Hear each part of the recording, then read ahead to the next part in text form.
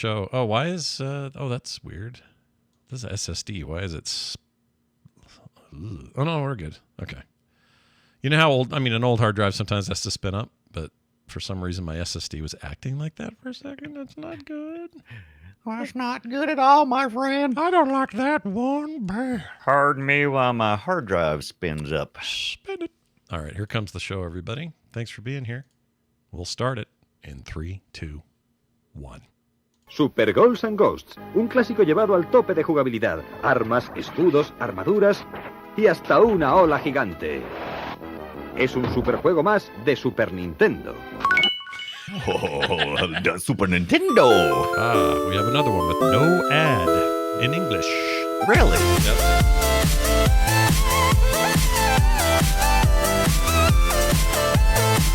Yeah, there's some Japanese commercials, but they didn't really work, you know. You try to do what you can with what you've got here on Play Retro, where we talk about old video games. I'm Scott Johnson, one of your hosts, and I forgot to write an intro, so I'll just say this. I was so waiting because it's there's nothing after that part of the line in the show notes. I thought I wrote it. I thought I wrote the thing. So instead, I'll just say this. Goblins, ghouls and ghosts and goblins and gargoyles. Oh my. You're a hard video game. Nothing dies when I try to kill it except me. Hey, I'm wearing armor now. Oh, I'm in my underwear. Take it away, Brian. That's as good as anything that I wrote. And I'm your other host, Brian Dunaway. And everybody says this game is balls hard. But I am already at the final boss, and it only took like 3 hours. I mean, sure, it was tough. But I think you guys are just too soft, and I'm done. The boss is dead. What's this now? This room is an illusion and is a trap devised by Satan. Yeah. Go ahead, dauntlessly make rapid progress, you son of a... Fine. Let's do it again then. Hey, look, a treasure chest. Oh, hi, wizard. And now I'm a duck. You know what? Duck this game. Duck it very much. 2 endings, Scott. You get to the end, and it's all a fake out.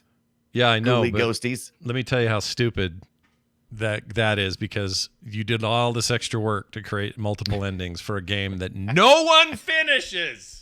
No one even gets past the first stage. Because it's hard. It's so freaking hard. Forget about Super Meat Boy. Forget about Souls-likes. You haven't tasted hard gaming until you've played one of these ghouls and ghosts or goblins or gargoyles or one of these Capcom torture simulators, you know? Yeah, and not only was it a Capcom game that was hard at the arcade, it had a filter through the NES, which is where a lot of people played this game on the NES. And we already know that it's NES hard. Jeebus. Give us a break. Yeah, give us a damned break. We'll get to what we're talking about in a minute. But first, let me tell you this. I started a project. I'm very excited about this. And I think Play Retro people will like it. For those who don't know, I dabble in, I have about half of what I do is art. Okay, I draw a lot. A lot of comics, another cartoons, half is fart. Illustrations, that sort of stuff. A little bit of fart in there. For example, look at this right here. Perfect for this show. I just had these made, but I drew a little Bomberman sticker. Look at him, being all Bomberman-y. All Bomberman-y. Oh, I'm going to put a bomb down and hopefully not blow myself up, he says. Why am I not seeing it? Where's that? Oh, I don't know. It's on, you don't see me. Oh, it's on, okay, wait. Yeah. You must be lagging behind on the other side. I mean, I had to go into Zoom to look. Oh, that's weird. Yeah. Anyway, the point is, I like doing this sort of stuff, and I started a new mural project, great big large size mural project, where I am going to do a big giant combination of everything I can fit anyway, of nothing but classic game characters, enemies, objects from old games, things that are recognizable. So, imagine, if you will, a little pixelated Mario, a little Zelda in there. A little Zelda in your life. Everything kind of, mostly 2D characters, but I'm going to make a big old deal. And I'll let people... So you're saying you're doing a mural. When I think of mural, I think of wall mural. Or what are you doing? It'll be a print. It'll be a print, but it will be big and could go on your wall. Okay. It could be as big as now. Let's see. I don't know what size is it over there. At least 20 by 30 inches, maybe bigger, but like poster size. Big, I'm excited about this. Yeah, it'll be good. I'll bring progress to the show and let people know what's up. Kirby will be in there, of course. Now you did like 50 game characters at one point in time or something. What was that thing? What was that project? That was called oh crap. What did I call? I don't remember what I called it. But But yeah, man, I was like, I followed you every day to get more of that. So I'm looking forward to this mural. I'm assuming you're going to do it like in parts. right. That will be the plan. Oh, where is this? Yeah. I don't know where I put it. Well, anyway, you're right. I did do that, and that was a whole lot of fun. It was basically just it was a similar thing. It was like my favorite characters, but some were modern. Like Master Chief was on there, and sort of modern, I guess, but Kratos, that sort of thing. Yes, but it was so good. Anyway, the point is, the closer I get on that, I'll start showing it off to you guys. And then I did one other thing today that's kind of connected to the show. Not today, this week. You know that remake of the PS1 Pac-Man game? The name eludes me. Hold on. Pac-Man. The new one. They took the PS1 game and remastered, made a whole new version of it. Do you know what I'm talking about? They call it Repacked or something. Pac. Oh, I'm going to find the name. We talked about it on the show. Here it is. Oh, Pac-Man World Repack. Oh, yeah. Pac-Man. Well, we were so excited about it when they finally got Okay, yeah, you know what I'm talking You're talking about. The one last year? Is that right? 2022. You're right. Last year. Okay, yeah. August. So In fact, exactly that almost. August 25th last year. It's been a year. It went on sale. Went on sale for. It's back up to full price, but it was $15. It's normally $30, so it's half off. Nice. And I thought, you know what? I'm just going to grab this thing. Why don't you play a little bit of stuff? I got a Steam Deck. I got a bed. What else do you need? So, and I had $15. So let's just get this damn game. So I did. I bought it. And I am happy to say that game's classic. It's so good. Like of the era of 3D platformers, everyone goes, oh yes, Mario 64 or Banjo-Kazooie or, any number of great influential thing, but not enough people talk about this one. It's real good. It I got still this plays on the great. GameCube. Yeah. It's really good. I didn't know they made a GameCube game. That's interesting. I'm pretty sure it's the one I got on the GameCube. Okay. I thought it was I got Frogger playing right now, but yeah, I think that's on my on the system back there. Because Wait, I thought this was PS1 only. You sure it's the same game? Maybe not. Let's find out. I think Pac-Man World is well, maybe you're right. I don't know. I thought this was exclusive. Well, right now, the version I got is on Steam. Obviously, I'm playing it on Steam Deck. But the I didn't know it went back as far as the GameCube. Look, Brian's about to play it. Look at this. Look at him. Is it called Pac-Man World? Don't look at my cheat. Yeah, he's not cheating. Everything's my fine. Wii Flow that allows me to run GameCube games on the Wii after I rip them. Wii Flow. Wii Flow. Is Pac-Man World 3. Maybe that's 3. It's a sequel. That's what it is. Okay. Different deal. So there was a Pac-Man World 1, 2, and 3. Never played 2 or 3. I played 1 on the PlayStation 1. And it was great. It was a good time. And I can tell you, this is a great buy, especially on that price. It'll go on sale again. But very, very happy and pleased with it. Are you pleased with your $15 from bed purchase? I am. It was a good bed purchase. Hey, Brian, what are you doing with your Scott. Saturn this week? Some kind of Saturn news going down here. Yeah, so I think the last time I saw, so you received a Saturn not that long ago. I did. Sega Saturn, if you're not familiar with it, it's just the follow-up to the Master System Mega Drive and before the Dreamcast. Didn't get as much love as a lot of other systems. Scott got his, and I noticed that in his system, he had plugged into the back of it an action replay. Yep. And I've been meaning to get one. And finally this week I went ahead and pulled the trigger. This is an action replay 4 meg, and it allows you to do things like build in. It's got like game codes in it. It's got allows savings of the new game codes. It's got a 4 megabyte card or expansion.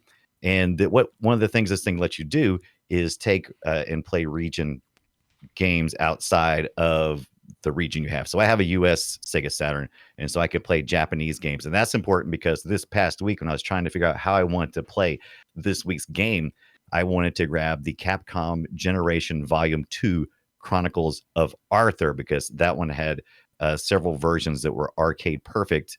As a matter of fact, they were the arcade versions of Ghost or Ghouls and Ghost.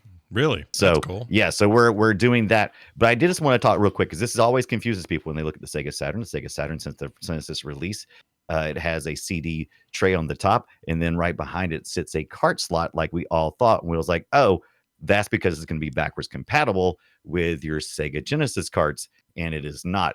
And I'm going to try to just hold this up and see if we can kind of see why that would never work, because For one thing, the carts are a little different size, and there's a slot in between one. I've got an EA cart to kind of compare this to.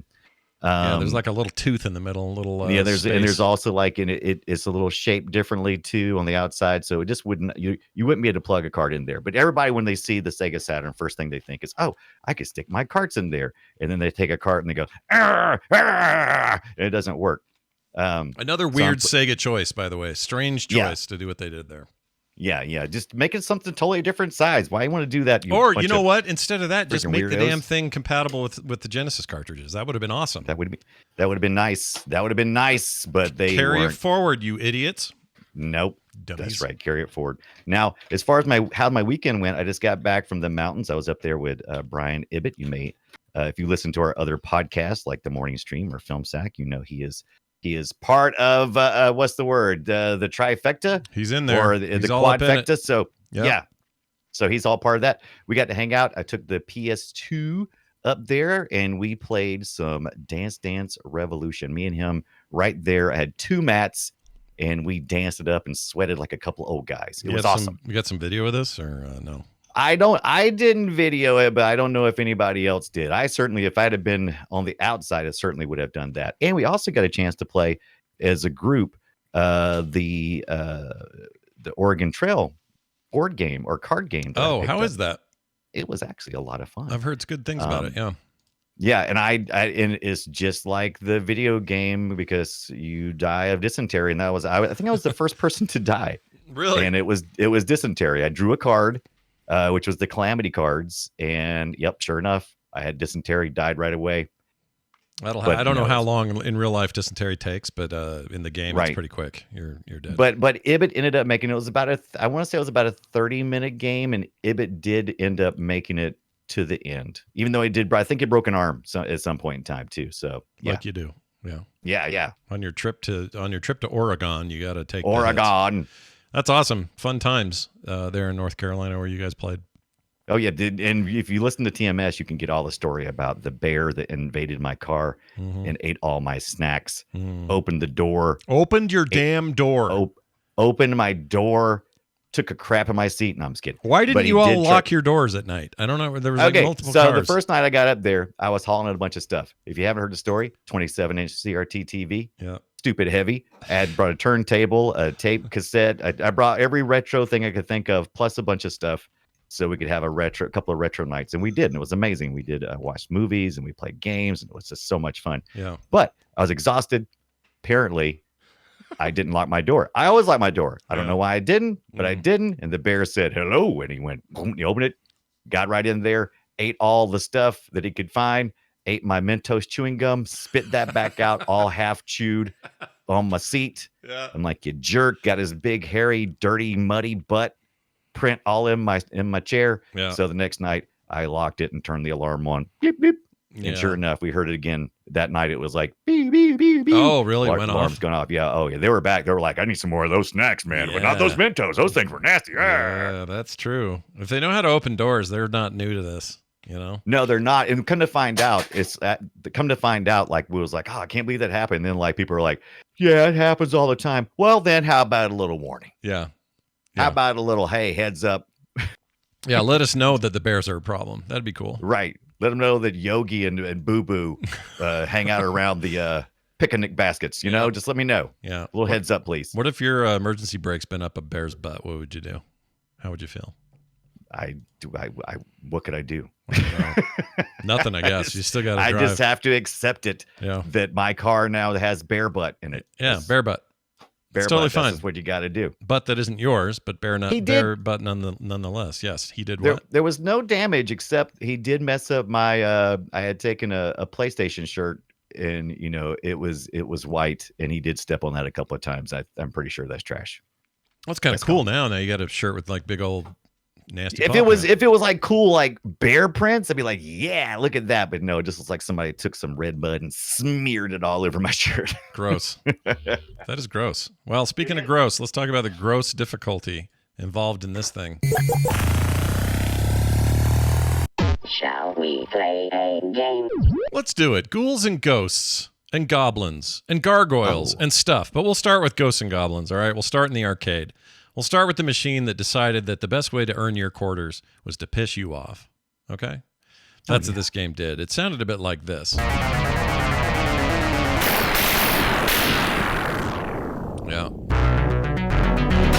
You know what I want to understand is at the beginning of this game why he and his girlfriend are sitting out there and he's basically naked. He's laying there naked. Yeah. That is disturbing, and that happens with all the ports, including the arcade. He is just sitting out there. Well, I guess it's hot, right? I mean, you're a knight, and you got your armor, and you're just having a picnic on the hill with Princess Prin Prin.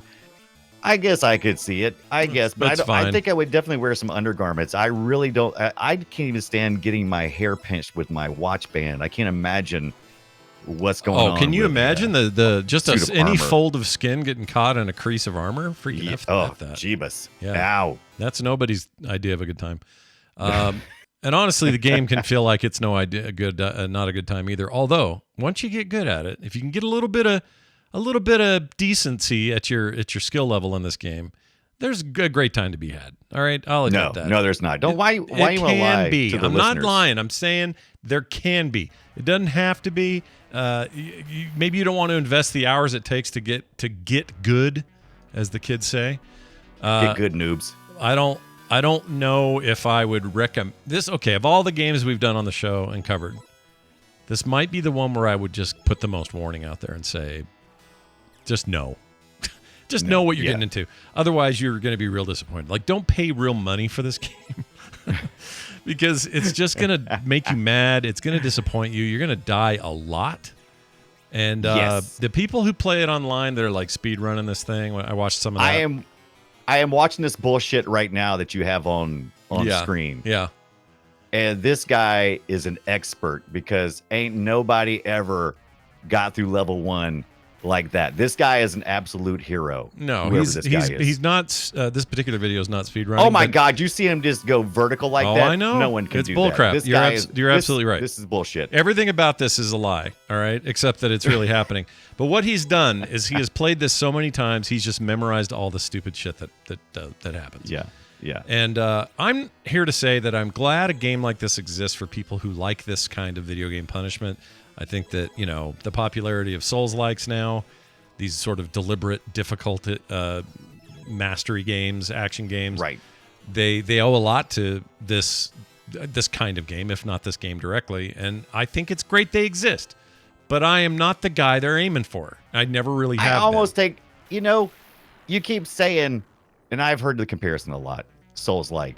And I got to say, I get the comparison because this is also difficult. You would also get very frustrated. But this is difficult for a very different reason. This is difficult because the developer hates you. Okay?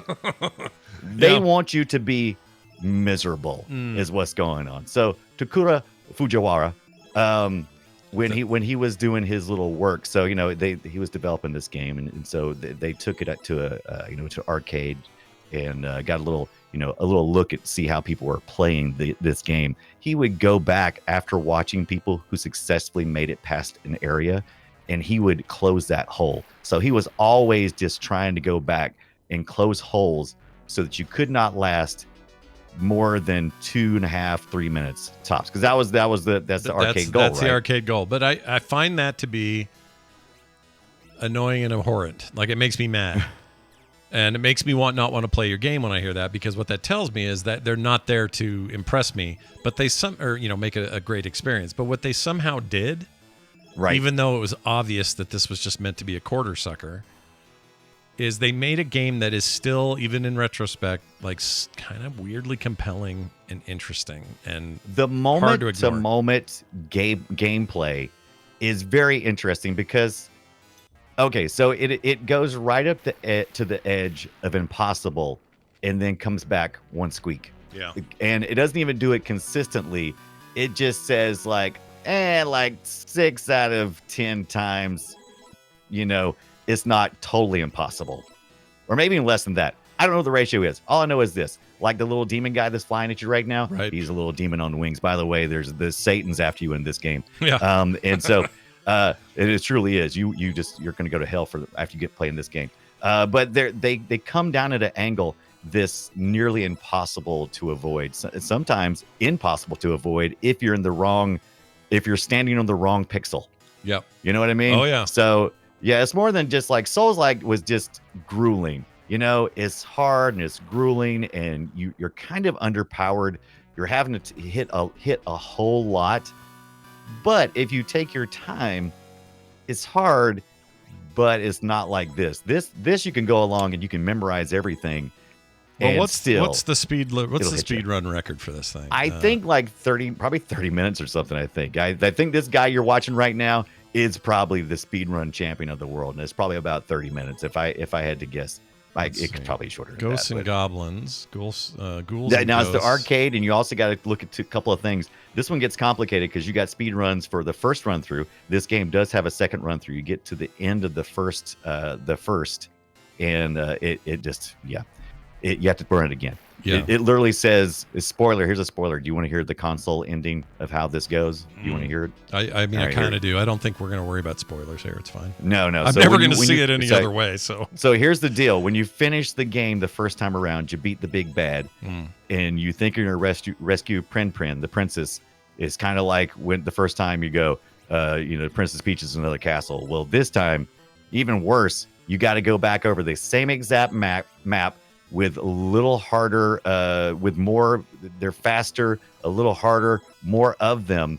And you have to make sure that you have a particular weapon that you carry with you to the end, because if you don't have that weapon, you're not going to win. You're not going to go. Here's what it says after you think that you've beaten this game, and it laughs at you. It says, "Congratulations." Now, I'm not making that up. I didn't. You're not being racist. That's just what it says. What is it? English, Jap? What do they call it? The Japanese English version? Whatever. But yeah, that's right. There's a reason why they say that. That's not being insulting. No, not at all. I get it. There's a way that English looks to way they translate it that looks weird. Anyway. Yeah. This story is happy end. Thank you, being the wise and courageous knight that you feel strong. Welling. Yeah, courageous. Yeah. Courageous. You feel strong. I'm sorry, it is strength welling strong in your body. Yeah. Return to the starting point. No, not even the starting point. Return to starting point. Challenge again. Now, that's not to make fun of anybody's English understanding. No, but you can't have a good time with bad translations. Say, it's fine with me. I don't mind that. That's just to say that is a poor translation, and there's no comfort. Do you know in what the hilarity of that translation?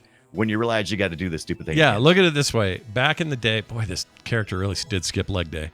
Yeah. He's such a weirdo, knobby knee. If you're not watching and you're not familiar with this game, and I was kind of surprised to find out that there was a couple people that told me, I never even heard of this game.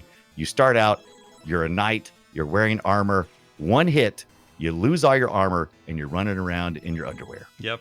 Get hit again, and you're dead. You can get your armor again. Yes, but it takes a while, and it's a pain in the ass. And if you're naked, for me anyway, I may as well give up because I need that armor. Yeah, if you're naked, it's one shot, you're dead. If your armor is 2 shots, and then you're dead. Yeah, that is about right. What I was going to say though is that localization wasn't a priority back then. Not only not a priority, every time you get a key, take a key for coming in. It's just an amazing line. But they, it wasn't a priority. These games are being developed in places that didn't speak English. So what are you going to do when it comes to America? Well, you're going to do the best you can with what you have, and sometimes that just meant a dude down the hall knew a little English. And it helped a little. You didn't have computers. You didn't have the internet. You didn't have all that. I mean, you had computers. No.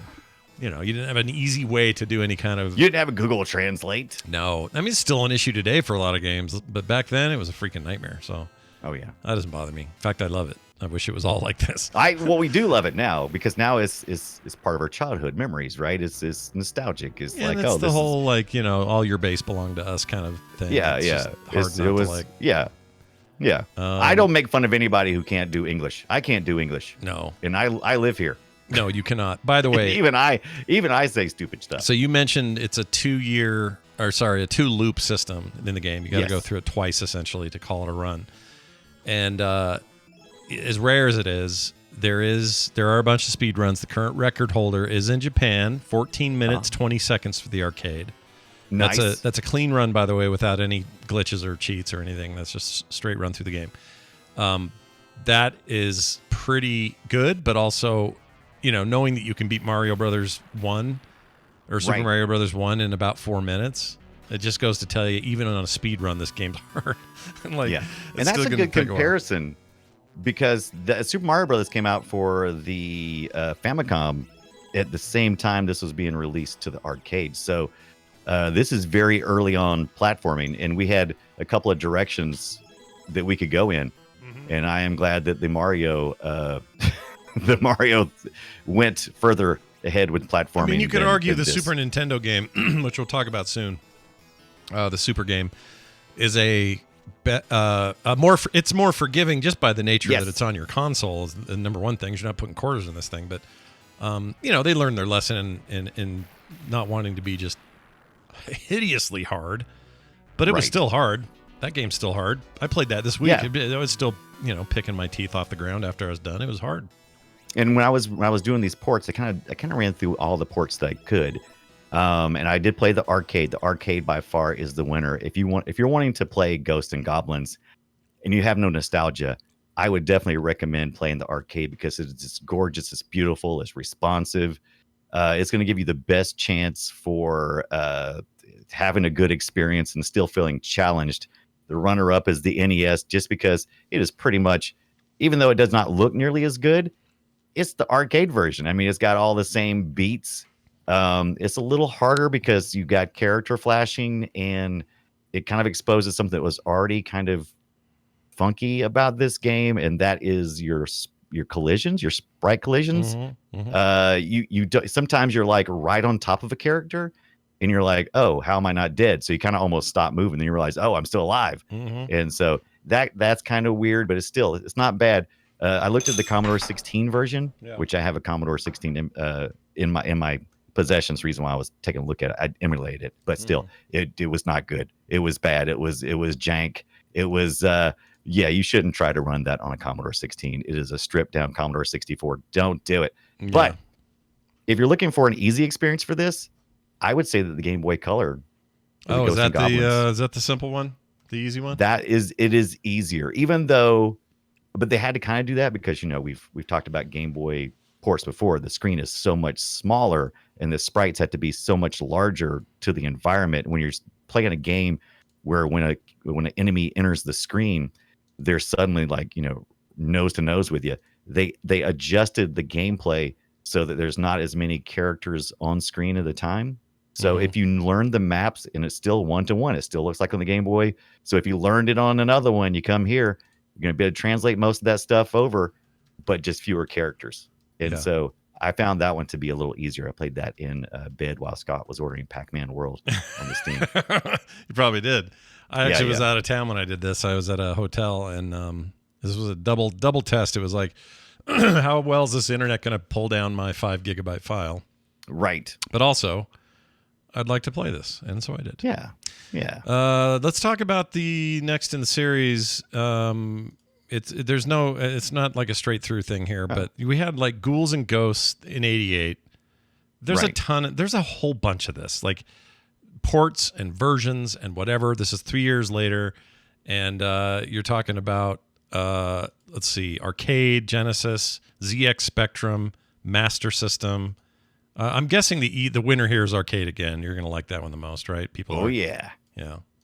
Let's take a look at this, chat. We'll show you some stuff here. This is a comparison video, so this is pretty cool because, let's see, this first... Well, they don't say what this is. I assume this is probably NES. I don't think that's Arcade. Anyway. Which one you're looking at now? Yeah, that's the... no, I think that's actually like a Amstrad or something. Here, let me play some audio, see if I can get an idea. Let's see. Oh, this is way maybe it could be the Commodore 64. It's definitely one of the 8-bit computers, right? It's one of our 8-bit PC brothers. Yeah, it'd have to be. Okay, here we go. This is Arcade 88. I think the arcade version looks awesome. Oh, every time Capcom just sets the bar, and then the ports just kind of do the best they can. Yeah, they do what they can. That was the deal. That's why everybody was like, ooh, have you heard this game's coming to home? Yeah, but they always look like shit compared to arcades. And then we started to have some parity in the 16-bit era, Yes, we did. A matter of fact, that Genesis version, 3 years later, by the way, that's when this story takes place. Once again, Princess Prin Prin. By the way, I love that the Japanese do puns on names. I love when they do stuff like Prin Prin, it's short for princess. What, is that why they basically. call her It's kind that? of Prin cute- Prin short for cute. princess? Yeah, a little cute, little adorable name. Brian, that makes me want to carve my eye out and suck on it. That's horrible. I hate it. Princess Prin Prin. Princess Prin Prin isn't a terrible thing to have to hear. But right. it's a little more adult, she this gets game. kidnapped at the beginning of every one of these. So Yeah. she's always the victim. This game always reminds me of what games do sometimes. They start out kind of intentionally or otherwise stylistically kind of silly looking. This has a Yes. more barely, but a more realistic vibe. A more Yes. serious, a more adult vibe. Which is If you fun. look at his work, if you look at Fujiwara's work at Capcom, he does this typically. He has these very cute characters that are kind of cartoonish, Mhm. but then balls hard freaking gameplay Yeah. mechanics. So This carries that on. It's not easy. yeah, it just carries that on. Yeah, this game's not there's no like, ooh, much simpler this time around. Thank you, guy who made games. No, they add some levels of complexity, like with some things that are good and some things that are bad. Right now, he's fighting off these tornadoes and stuff. More natural environmental dangers this time, but you get a chance to get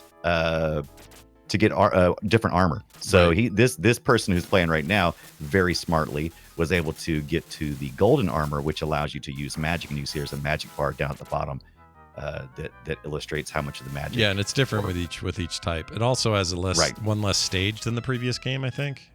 Right. The first one had 6. This one only has 5, and it's more playable, but it's still pretty darn hard. It's really hard, but you got a double jump. You got Double jump is great. You got you can shoot up this time. You can only Mhm. shoot left and right the first time, right? Yep, that is correct. Oh, there's that.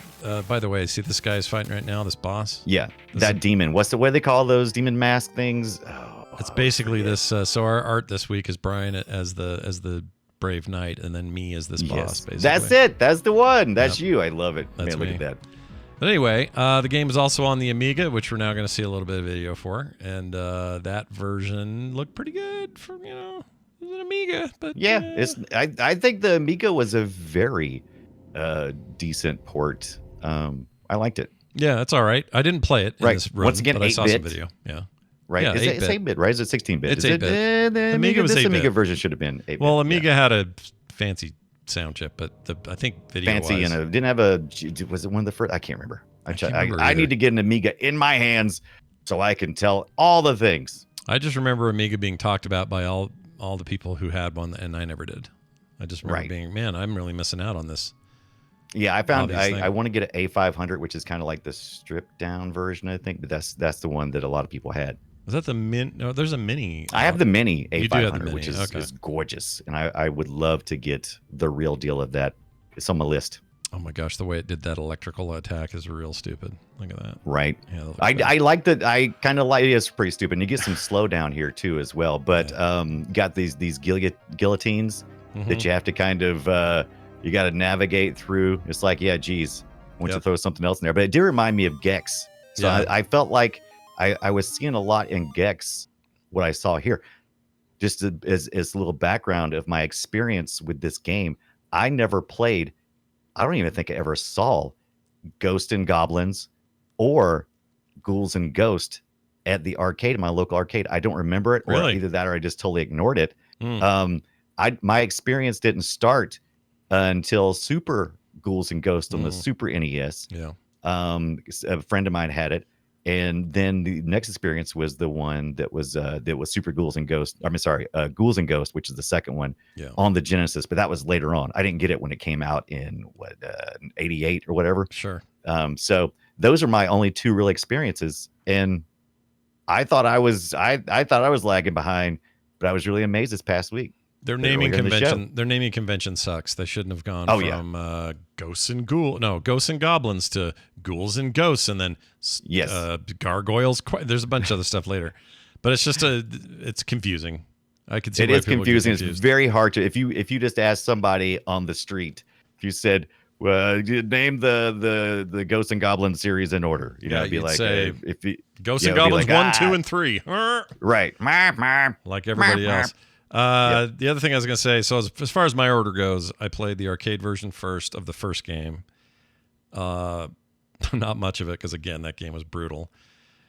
And then I don't think I played it again until Super Ghouls and Ghosts, which was what year was that? 91 or something? 91. And I think most of the people I've talked to, that was their experience was started at Super Ghouls and Ghosts. But maybe it's because of the age group I'm in, or it might just been the popularity of it. I hope that's what it is. Yeah.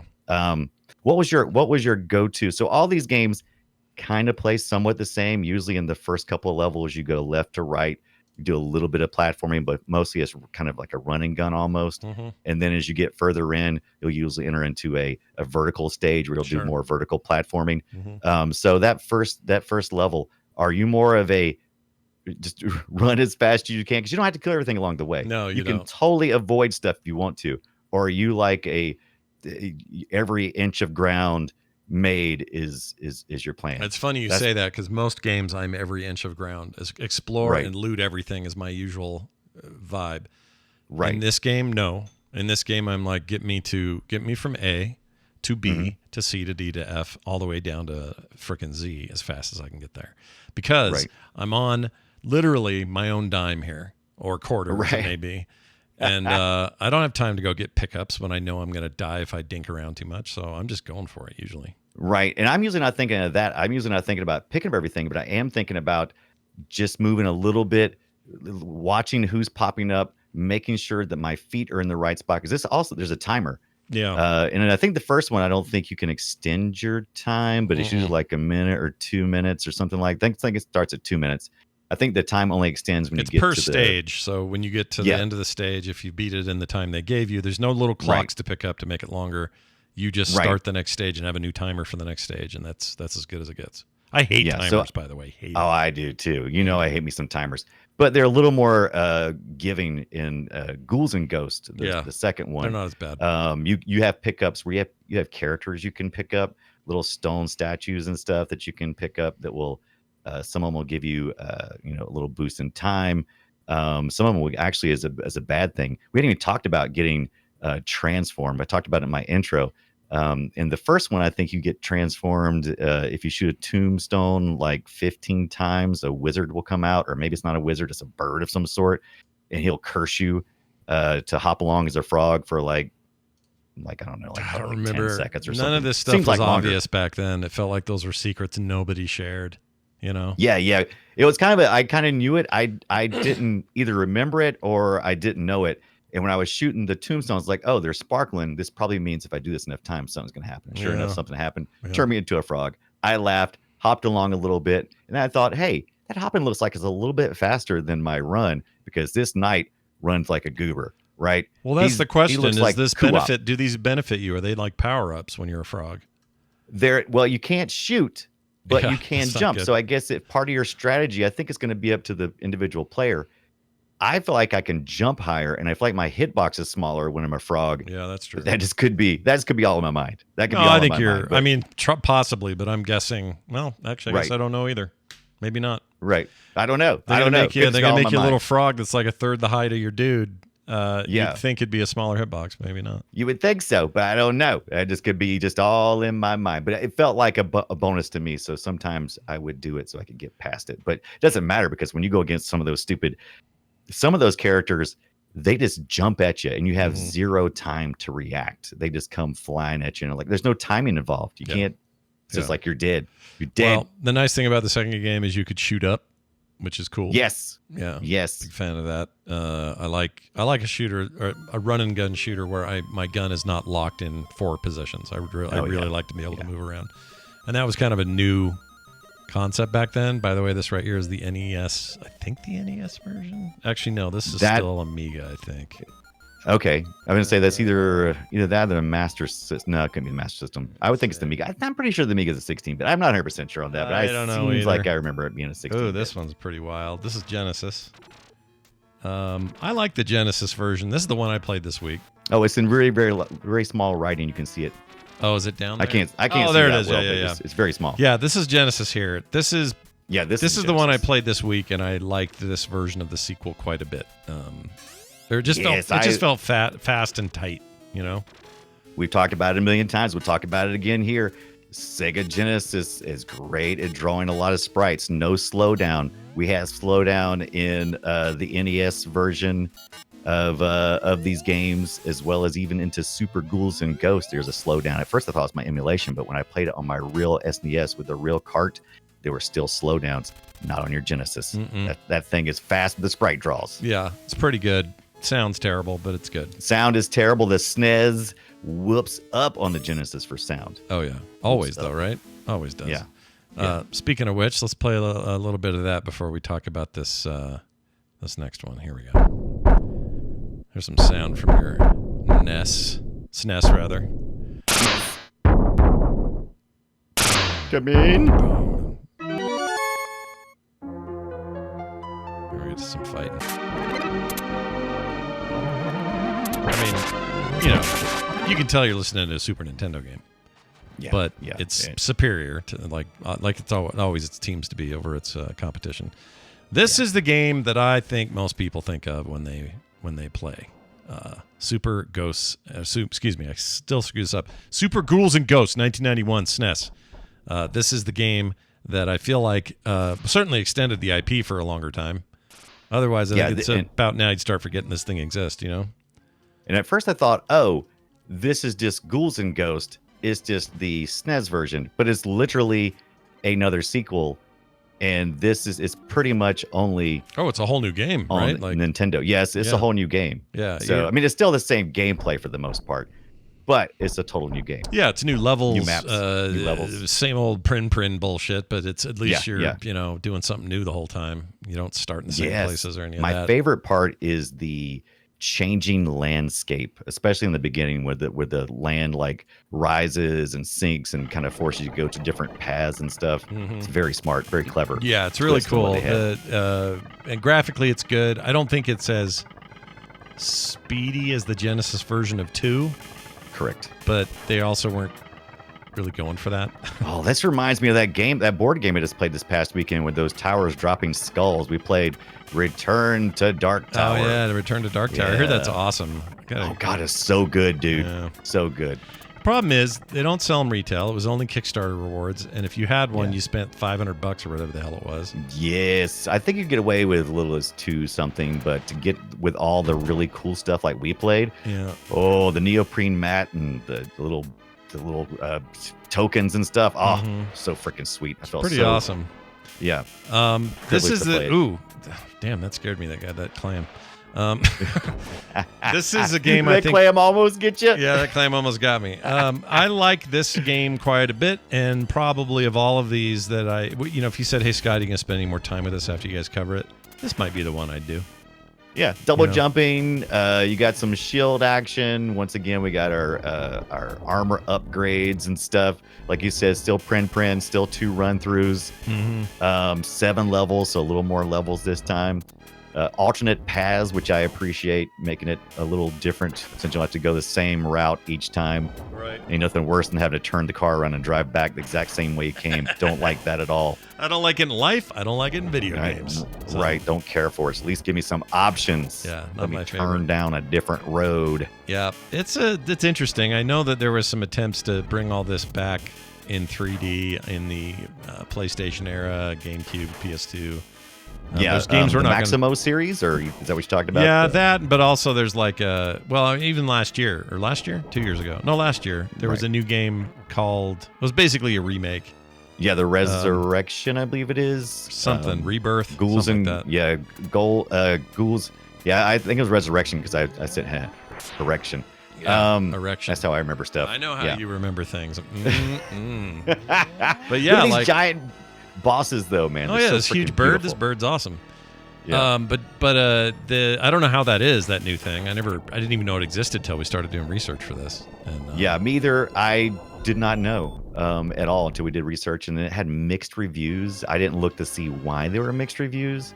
But what you gonna do? There's still so many ways to play this. Still, I don't know if I would even bother with a new one, but maybe I will. I don't know. I'm curious about it. I don't want to go spend $19 on it, but I'm curious. It'd be spending now $15 from bed to get Pac-Man. Oh, That's hell different, yeah! But hell yeah, 19. Well, that Pac-Man game's sitting currently at an overwhelmingly positive review over on Steam. So that's a big difference because this other one is mixed at best. Yeah, I think it's probably I'll tell you this: the hardcore dyed in the wool ghouls and ghost people. Don't mess with them, dude. They're pissed. They're not pissed. They're touchy. They're always ready. They're about ready to explode any time now. Can you blame them? I mean, geez, they've been playing the same game for 30 years. I know, 40 years. They finally got to loop 2 after all these years. Yeah. They're pretty hardcore. Now, let's dive over into some spinoffs. That did happen. For example, Gargoyles Quest, 1991 Game Boy Color. Didn't you tell me you thought this was the one that was... no, someone else. I talked to somebody about this. You probably talked to somebody else because I didn't know anything about. What'd you think of it? Spinoffs at all? Did you play this one at all? Did you give it? I did. I played Quest, which was 91 on the Game Boy Color, and then Quest 2, which was on the Game Boy Color. Didn't try the NES version. I played this on the Ambernick RG35 XXs that we have, and the first one was okay. It's kind of neat because you can you're playing as the gargoyle from this other series. He's the spinoff character. And it's a little platforming. You can jump on walls and you kind of hang there like a gargoyle would. Which is pretty cool. And you're fighting as the bad guy, as the good guy, so everything is the script has been flipped, but it's still platforming, still kind of brutal, not nearly as brutal is the other way around. No, not as hard. Yeah, the only thing I didn't like about it, as you can see in this video, there's some real frame flash stuff going on. Yeah, I hate it. Yeah, which can get very confusing. It wasn't nearly as bad in the next one in Quest 2, but you're right. In this one, it had a lot of the flashing.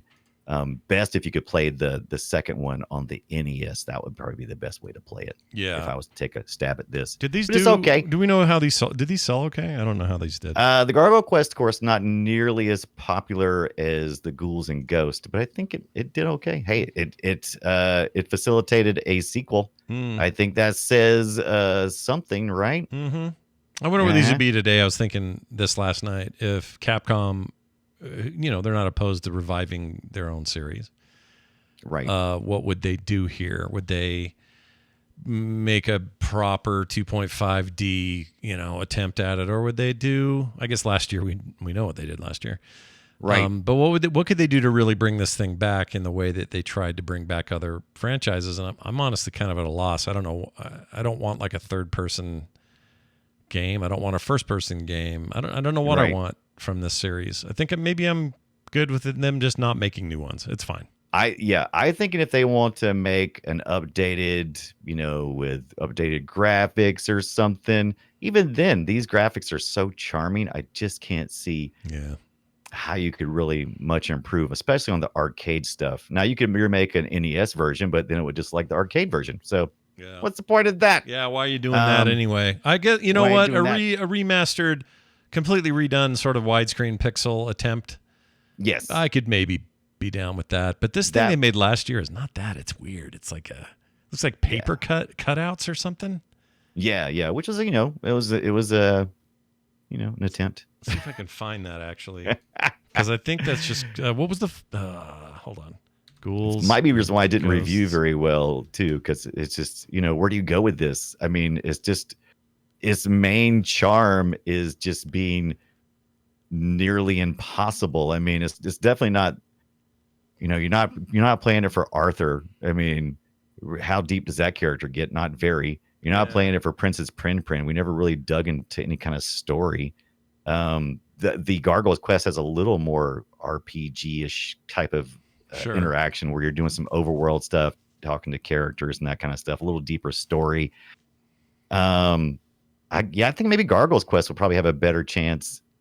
But once again, looks like the Flash animation, looks like the QWOP stuff. That it looks even more like that. It does. It's almost like papercraft in a weird way. Yeah. It looks kind of cool. I kind of like how it looks, but I just don't know.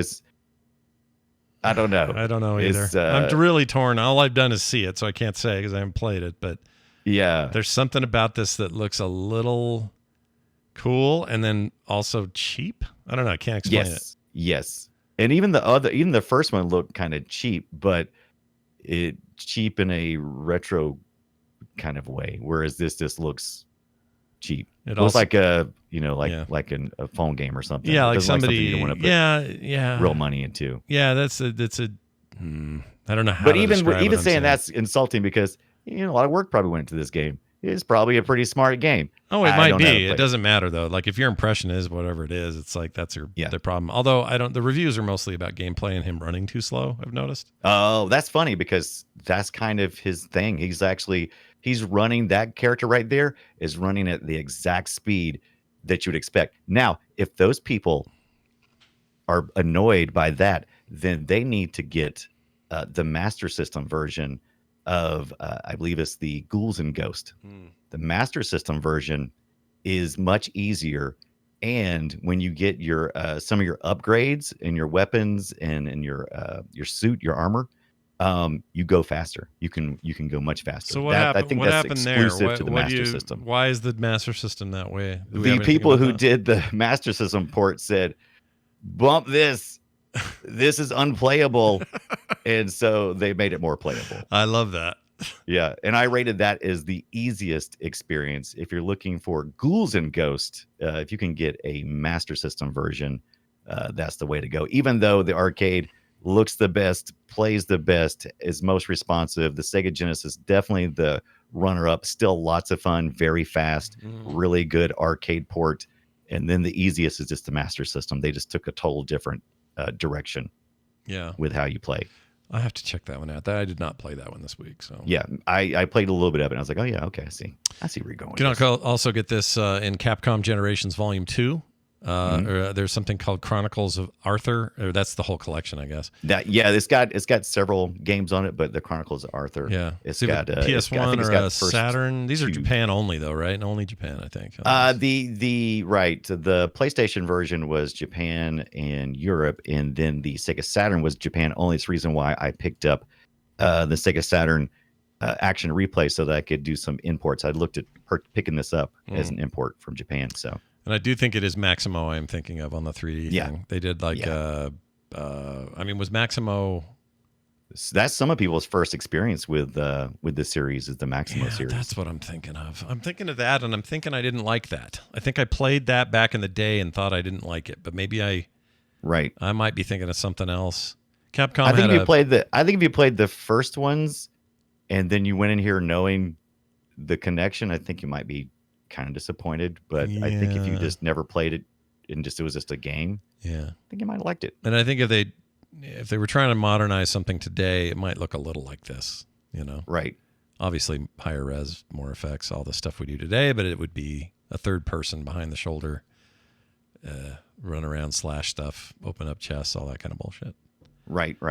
By the way, Sea of Stars, which just came out. I meant to tell you about that. So we've talked about Chrono Trigger and Chrono Cross and what's the other one? Chrono Trainer, whatever the hell it is. Anyway, that series, renowned and people love them and everything.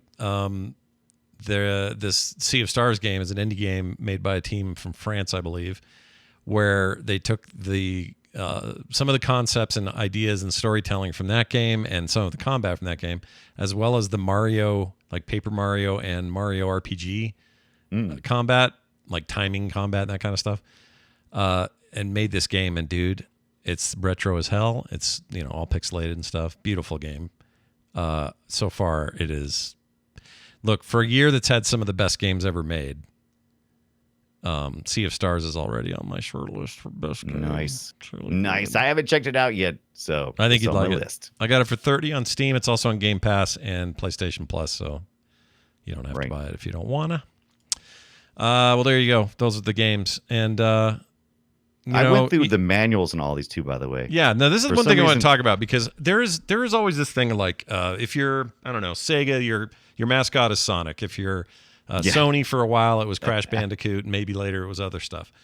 Today I'd argue like God of War, Kratos is probably their mascot. I don't know who is. Right. It's the same with Nintendo, obviously Mario, right? Even the companies that don't have a big platform like a console to play, that they sell or whatever, they still kind of have mascots. you might say to yourself, well, wait a minute, who's Capcom's? Is it Ryu from Street Fighter? No, it's not. Is it, why not? I don't know, a million other characters. One of those Dragon Eater, not Dragon Eater. What are they called? I can't think of those. They're very popular. Anyway. Oh, they're very popular. Everybody likes the Dragon Eaters. They got all these really popular mascot or characters that could be mascots, even just on the Street Fighter lineup alone. But you'd be wrong. It's Captain Commando, and he's all over these manuals, and that is weird to me. That he's not really a playable dude, right? He's just Was there ever a Captain Commando game? There was Captain Commando. I don't know if there was I don't think it was a game. Didn't he make an appearance on some cartoons or some things, I believe? Can't remember. There was a game. Hold on. Was there a game? There was a 1991 futuristic side-scrolling beat-em-up published by Capcom. Okay, so Captain Commando exists. I never played this. Existed in a game. Arcade, later NES, PlayStation, Super NES. Oh, God. We're going to have to have a whole episode on Captain Commando so I can get Yeah, now we need to do that so we can actually play it. But that dude showed up in all the other content as like your little tutorial man. Yeah, it's He's weird. on the front of the manual for out of all the things to be on the manual for, it's on the freaking cover here. Why would you have your Captain Commando on the front of your Ghouls and Ghosts? I don't know. It's weird because they were trying to force a mascot down our throats that we didn't really know or understand. Maybe some people did. I shouldn't say this because neither of us have had experience with Captain Commando. Maybe that's an amazing game. I don't know. Oh, but that's the reason why we got to do one. We got to do it. Point is, though, like, I guess you can get that now on Capcom Classics Collection Volume 2 Capcom Beat 'em Up bundle for the Switch. That's a thing you can do right this minute. Sega CD version was canceled. 64 DD was canceled. There's a few versions that were canceled, but it just seems weird given all the choices they had for who could be a mascot for that company, and they settle on that. It's just so weird to me, but whatever. I guess, you can't imagine Ryu from... What was it called again? Captain Commando's the game. No. What's the collection? Oh, let's see here. Sorry. This one for the Switch is called Capcom Beat 'em Up Bundle. Oh. It was on the PlayStation 4, Switch, Xbox One, and Windows in 2018. That's when that came out. I have something called Capcom Classics Collection Volume 2 for the PlayStation 2. That might work. That one is... Oh, no. Look at that. It's got Captain Commando on it. Dude, you got to play that. I have it in my hands. Look at that. Play it. Not now, but when you can. No. And I actually ordered a couple of more Classics collections. These things, the PlayStation 2, man. I'm telling you, their collection PlayStation stuff 2 so good. Yep. It's still so affordable to get one of these. Yep. You can get the real hardware on a PlayStation 2. And there's so many great arcade collections, and a lot of them end up having like bonus features and interviews with the developers and things. And this is my preferred way to play some of these classic arcade games. They put out a lot of those back then, and they were. You're right, they were great. They were very well done. We should do a whole episode on best mascots. Best mascots. Either platform mascots or publishers wanted to have a mascot. I don't know if there's enough meat there, but we'll talk. We'll think about it. It could be interesting. We did one, didn't we? Did we do one on best mascot platformer or something like that at one point in time? I can't remember. Did we? I don't know, dude. Look at us. We're already at episode 84. Man, it's a lot of episodes. Like 84 video games. That's like a whole Game Crazy or a Blockbuster wall, That's a lot. Look at that. Yeah. Think of that. Somebody should make that. Taz in our community, he should make a whole graphical wall of the games we've covered. I'm just kidding, Taz. You have enough to do. Don't worry about it. I'm teasing. You're seeing this game here on the video. This looks like a game I've never seen. I don't know anything about Captain Commando at all. I don't know how I've missed this. This seems nuts to me. Because look at him. He's Commando. He's Captain. I see that. He's the captain. He's the Commando. He's got a big overworld map. Yep. He's doing Commando stuff. Look at these guys with knives. Oh, these guys are ripped off right from Streets of Rage. Weird. Oh, yeah. Look how fast he runs. No complaints there about his running. He's a mover and a shaker. He's a mover and a shaker. Yeah. Look at that. Can't give him credit where he... I think he's got some kind of bionics. I mean, I think so, too. Look at his arms. He's got big old pipes hanging off of him. Got metal boots and gloves and gauntlets.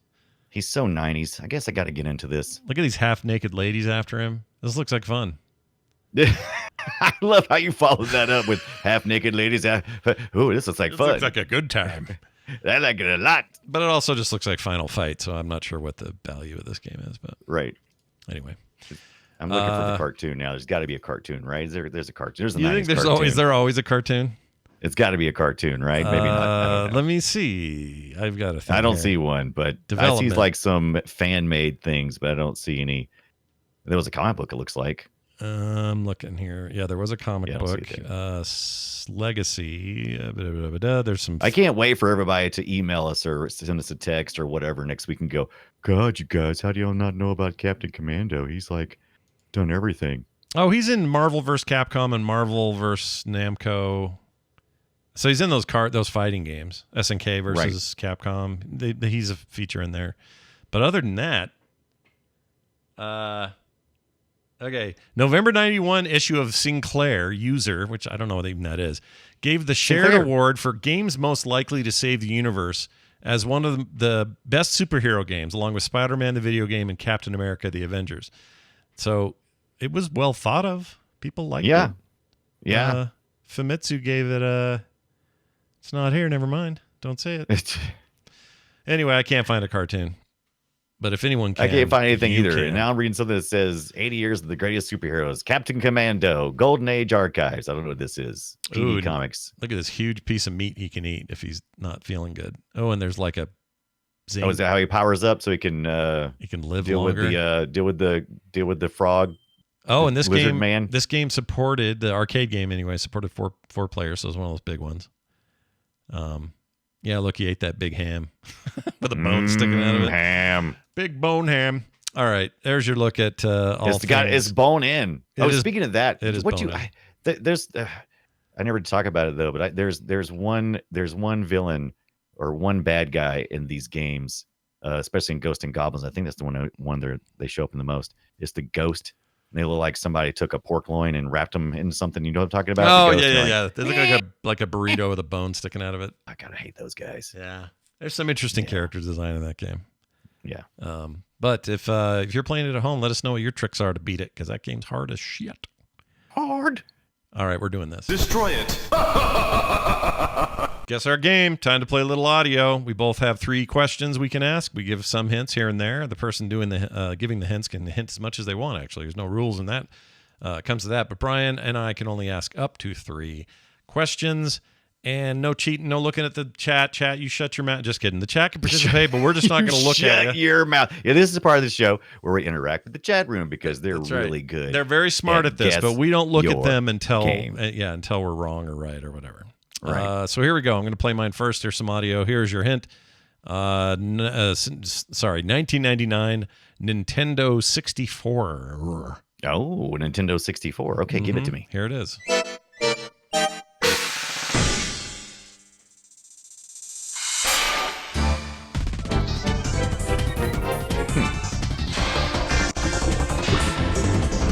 Sounds familiar. Does it? It should. I'll give you a unasked for hint. It's a very popular game. I'll say that. Is this a first party game? You said in N64, right? Yeah, 99? It is first party though. Nintendo published it. All right, so it's a Nintendo thing, right? All right. Yep. Is there any fighting in this one? You get some fighting? Yes, I'll say there is some fighting in this game. I don't like how you said that. Why? Feels like it's not the primary purpose of the game. Well, I mean, I'm not going to give it away, but right. There is technically fighting in the game. No, technically fighting. It makes it even worse. Mm-hmm. That's like saying, well, it's Mario Kart. Technically, I guess they're fighting. They're fighting with their cars. Car fight. Car fight. Any ideas? Any other questions? Yeah, but that's 1 down. Well, I mean, it's got all that. It's just got so much in your face. It feels like a Smash Brothers kind of thing. Oh, you bastard. You got it. It's Smash Brothers. Smash Brothers, yeah. It's the first Smash Brothers. The only part of the audio I cut out was the guy that goes, Smash Brothers! Oh, yeah, that would definitely have given it away. Yeah. The intro to that original game is a ugly mess, by the way. Ugly, terrible, nasty, fart on a piece of toast mess. It's not. But I love it so much. I understand, and why you would. You would rightly love it. But it's love I got Smash Brothers controllers from my GameCube. Oh, you did you? Like the I like did. the like GameCube branded. controllers, or they're all branded. Oh, nice. Yeah, they're all branded and stuff. You are I a fancy boy. I got 3 nice. because I dreamed that one day my kids would come over and play it with me. Yeah. And guess what? What? I have one controller that I've used a lot. Oh boy. I know how that can be. And the other 2 have never been played ever. Cyrenex in the chat got it right first, so congrats there, Cyrenex. You did it. Cyrenex got it right. Very good. Very good. Brian, what are my hints? What do I got from you? Let's see. The year is a few years before. Is 12 years earlier, 1987. I went back to the arcade. Okay, let's see what the arcade had to offer in 1987. Choplifter. Choplifter. This isn't really Choplifter, is it? No, it's not. I thought about it though. I was like, "Oh, I do Choplifter." I'm like, "Nah." Definitely sounds like a helicopter. I saw this. This is the arcade version, but the reason why I saw this is I was going to pick it up. This is a free hint. I was going to pick up on the Master System, and so I was like, "Okay." Shit. Sorry, I just tossed something. Is it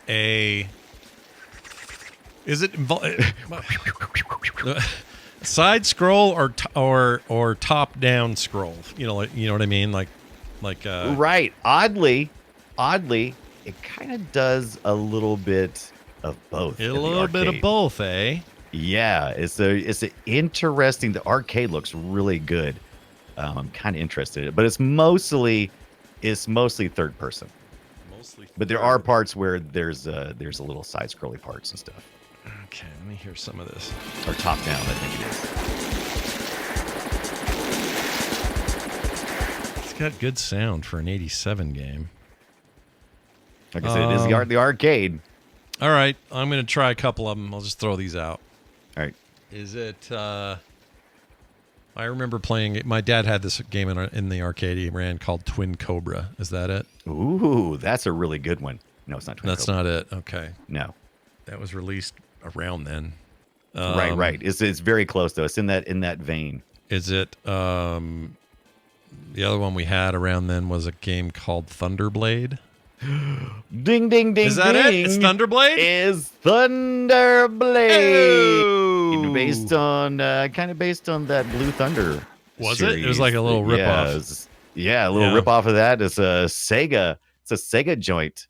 That's what I thought. So I thought that game was I guess it wasn't. It was my dad had it. But we had an arcade. We had a console version of that too, though, I think. Right. I don't know what though it was on. Maybe Genesis, maybe later. Probably on Genesis. I like I said, I was looking at it on the Master System. I don't see it. I don't see where it ever made it to the Genesis, but it was on the Master System for sure. It looked really good on the Master System. Oh, here we go. In my opinion, I found some stuff. Third-person shoot-'em-up video game released by Sega for arcades in 87. Oh, 87. That's what you said. Players control a helicopter to destroy enemies. Let's see. This game's released as a standard stand-up arcade cabinet with force feedback as the joystick vibrates. Let's see. Helicopter-shaped sit-down model was released later. Let's see. Oh, it used it used a lot of the same setup as a Space Harrier, Afterburner, and actual Blue Thunder in '83. Oh no, it says it was based on, just like you said, based on Blue Thunder. Yeah, just like the words I said. Super Thunderblade was released exclusively for the Sega Genesis. That's what I'm thinking of. Super Thunderblade. Thunderblade. You know what? That was a cool game, man. Yeah, it was. How did it review? Was it just me that liked it? I thought it was really cool when I looked at the arcade version because, like I said, I'd seen somebody had recommended that one for the Master System, and I went back and looked at the arcade version. I'm like, shit, this looks good. Was it on rails? It was on rails, kind of. Yeah, it was a rail shooter. Okay. Yeah. The ZX port did really well. The PC version not very popular. The Master System did very well rated. The Commodore 64 and Atari ST varied. The arcade very positive. People love the arcade version. Love the arcade and the Amiga did well too. Yeah, I don't remember. If Super Thunderblade sold well on console, but I remember liking it. Right.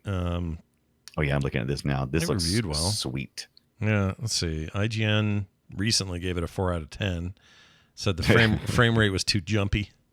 Too jumpy. I like the jumpy frame rates. Jumpy, because everyone was, I guess people were spoiled by the arcade. The arcade stuff, Sega ruled that zone for a while. It was so good. According to the Wikipedia, the game received positive reviews upon release, but in retrospect, reviews in 2000 and 2007 not so well, citing frame rates like you said, far too jumpy.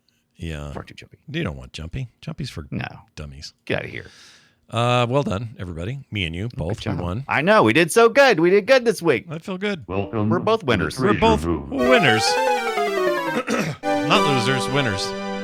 We get listener feedback here on the show in the form of texts, emails, voicemails, the whole schmear. Today we're going to do an email, and I'm excited to do it for you. Here it is, playretroshow@gmail.com. You can also text your info, questions, thoughts, feelings to 801-471-0462. That's 801-47-10 hams. 10 hams. I like the idea of send your feelings. I think you should just send your feelings. Nothing else. Just your feelings. No context. Just your feelings. Just your feelings, your tenderest feelings. Here's an email about what we just talked about. Actually, we have two of these feeling today. Moist. Marcus says, just listen to your podcast on the Oregon Trail. Brought me back some nostalgia and was kind of disappointed you didn't mention the Oregon Trail, which is a zombified version of the Oregon Trail. I thought we did mention it, but apparently we did not. But that's a more modern... I think me and you talked about it off. I think that's probably the reason why we didn't. I think we forgot to bring it up, but it's it's just a parody game. It's fine. It's good. Yeah, and it didn't come out until later, right? So no, it doesn't like really last live couple in our years. retro world. But yeah, it's definitely worth a mention. Yeah, Oregon Trail came out in like 2018 or something. Let's see. Right. I can tell what do you die from in that? The lack of liver? But that's how you always. That's how you die. Hold on. Right. Let's see if I can find this. I know there's a Steam version. There it is. Oregon Trail, 2013. So it's been a bit. But oh wow, it's been much longer than we thought. That's 10 years, Scott. That was 10 years ago, ladies and gentlemen. Yeah. Yep. If you go back another just 10, in, that was 10 years ago. You're old. Weird. I don't like how long ago 2013 is now. That's bothersome to me. Here's one from Mark in Wisconsin, who says, "Hey Scott and Brian, long time listener, love the Retro Game Podcast. Went back and found the Joust episode. That was the first one, and totally share your love of that game. The sound effects alone, dude." He says, YouTube served up this video series, which I found fascinating. Thought you guys might too. Keep up the great work. Love the show. Mark in Wisconsin. So this is the Williams Joust Restoration Part 1 project. And it's basically a teardown and a rebuild of a Joust cabinet. And to get it in perfect working order on the account called, or the channel called, Overtime Arcade Restorations. And that's all they do on here, is this kind of stuff. And it is awesome. This find is so cool. I love. So Brian, link that and freaking sub to that channel. I did. I linked right to it. I watched some of it. It was amazing. I got to go back. There's two things I love. I love watching those cabinet restorations, and I love watching retro brighting. I don't know why. What is so satisfying about watching retro brighting, stuff? It's just so much fun. That, by the way, that's to lighten up to original colorings of on consoles and things usually. Yeah, which is very cool. You take like an old PS1 that's all yellowed and people smoked around it or whatever, and then you clean one of those up. It's pretty cool. Anyway, if you want to watch this restoration, I would recommend it, and I'm really glad Mark sent this to us. So thank you for that. Very cool. Very channel. Good. Once again, playretroshow@gmail.com or 801-471-0462. Our next retro discussion will be all around your favorite pinball games. Not the kind you're thinking of. Pinball games that were video games in the 80s and 90s. We're talking Pokemon Pinball, that cool Kirby one I forget the name of, that I'll remember. The Demon one Kirby I forgot the name Pinball. of. The Balls of Steel, Duke Nukem Table, blah, blah, all this stuff. There were so many cool video game translation things that all the way up through the late retro years of, let's say, Game Boy Advance, all the way back to the 80s and 90s that I adore. I prefer it over real pinball. I know that's blasphemous, but I do. I prefer video game pinball because you can do weird shit in there that you can't do on a real machine. And if the game specs physics as best it can for the platform it's on, then I'm in. I'm just in. Scott, you've talked about him so much since we started this show, and I've never been a big electronic or video game pinball guy, other than the Space Cadet one. Was that on like the Microsoft 98 Plus or something? I forget exactly. Yeah, which one if you that had was on. 98 or 95 maybe even, but it was that. Was it 95? I can't remember at this point. You might have had to have not the home edition or whatever they did back then. I don't remember. I think it was part of Plus or something. I can't remember. Anyway, I loved the crap out of that 3D pinball Space Cadet. I played it so much, and now I've got to go back. And when I started doing just a little bit of research, I was like, oh my God, this goes all the way back to like early 80s. There's even one that was from like the 70s. And I'm like, what? We're not going to talk about that one, but we are going to talk about some from the early 80s, though. Yeah, there's some of those. There's some amazing stuff. Just to name a couple. Oh, that's weird. What happened? Okay, there we go. Some of my favorites just off the top of my head. Sonic Spinball is very good for the Genesis. Yes. We'll talk about that one, I'm sure. Let's see. Pinball Quest, amazing game. Mm-hmm. It's kind of like an RPG thing. NES game, amazing. I think I really like... Night Mission Pinball. I'd never heard of that. Oh, yeah, that's a good one. Kirby's Pinball Land. That's the name of the Game Boy game. That's a great game. Yes. Anyway, the two Pokemon games are crazy good. Revenge of the Gator's really good. Yoshi or Devil's Crush, big deal, that one. I think that was on the TurboGrafx originally. I'm not sure on that one. Yeah, it was, I think. Anyway, we'll talk about it all. I can't wait. This is one of my favorite subgenres of video games, so we're going to do all that next week right here on Play Retro. In the meantime, go check out our site, which is over at frogpants.com/playretro. Or better yet, support us on Patreon like these new people did. Well, these aren't even new. These are just people. These are people who have been supporting us for a while, and they deserve some credit. Like Nerd Cave Retro. Actually, another great podcast. Check those guys out. Yes, it is. I've been on that show. I have as well. It's awesome. Nicholas Morgan and Sean Bloom. They're just three of our many awesome people that join us over there. If you don't ever want commercials, do you want pre-show content every week? Do you want monthly benefits only available to our patrons? Well, then, boy howdy. Do I have a deal? Yeah, for you want to watch Brian just in a few days because I got my Super NES hooked up and I got the game. I got Super Ghouls and Ghosts, and I'm going to curse. I'm going to try to at least get past the first level. Let's see what happens. You guys ever want to hear him swear like a frickin' sailor on fire? Now's your chance. Anyway, that's it. Go there. Be there. Help us. Patreon.com/playretro. That's going to do it for us. Go play something retro. We'll see you next time.